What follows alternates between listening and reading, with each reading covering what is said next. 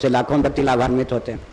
तो भगवान ने कहा जिस पर मैं द्रवित हो जाऊं, लोक परलोक उसे दे दूं।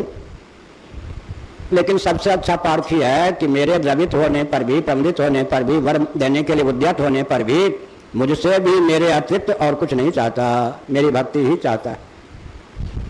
धर्म न अर्थ न काम रुचि गति न चाहूं निर्वाण, जन्म जन्म रति राम पद यह वरदान नान।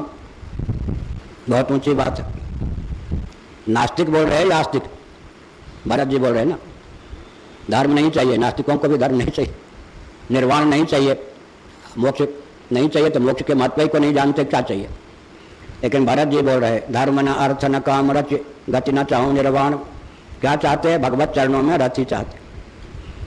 कदाचित जन्म मरण का क्रम चलता ही रहे, तो जिस जिस शरीर को प्राप्त हो उसमें भगवत चरणों में रति बनी रहे।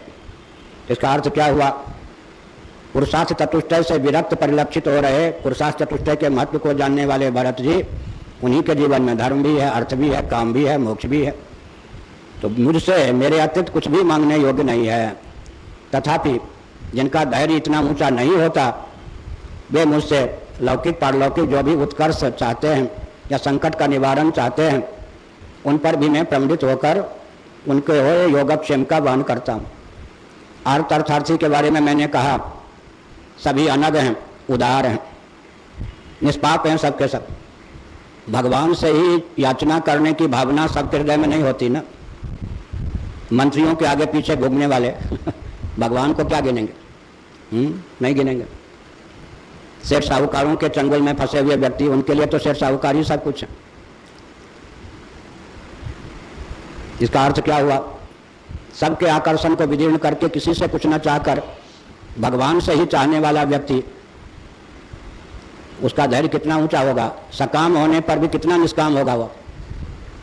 सकाम व्यक्ति भी निष्काम होता है या नहीं? जांचिए जानक जीवन सो जही जांचत जाचकता जर जाए। इंद्र कुबेर वरुण आदि किसी का तिरस्कार न करता हुआ, किसी से कुछ न चाहता हुआ, अपने इष्ट देव से ही चाहने वाला। इसका मतलब हुआ अधिभूत अध्यात्म अधिदैव से पारंगत हो गया। तो भगवान का जो अर्थ भक्त होता है, अर्थार्थी भक्त होता है, वो भी कितना ऊंचा त्यागी होता है।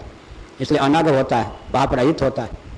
भगवान का अस्तित्व माने, भगवान से ही कुछ चाहे, वो भी अनग पाप रहित होता है, उदार होता है। कदर्य से कुछ न मांगने वाला उदार। कदर्य कंजूस से जो नहीं मांगता वो उदार है क्या?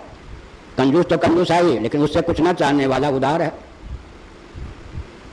लेकिन भगवान को ही आश्रय और भगवान को ही विषय बनाने वाले जिज्ञासु होते हैं। कमल कोक मधुकर खगनाना, तुलसीदास जी ने उदाहरण दिया। आर्त अर्थार्थी जिज्ञासु ज्ञानी के लिए बहुत अच्छा उदाहरण। कमल कोक मधुकर खगनाना। पक्षी